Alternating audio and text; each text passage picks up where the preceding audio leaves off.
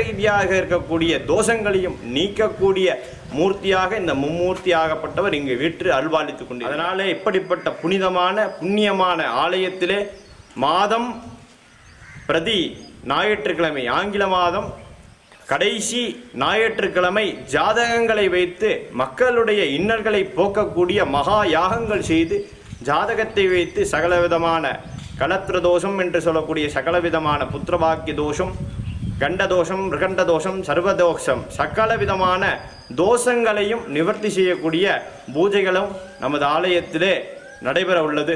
அதனால் நமது பக்த கோடி மெய்யன்பர்கள் நமது மும்மூர்த்தி ஆலயத்திலே வந்திருந்து மும்மூர்த்திகளையும் தரிசனம் செய்து மூர்த்தியும் தீர்த்தமும் கண்டோருக்கு வாழ்விலே ஏது ஒரு பயமும் இல்லை, ஏது ஒரு நோய்களும் இல்லை என்பது புராணம்.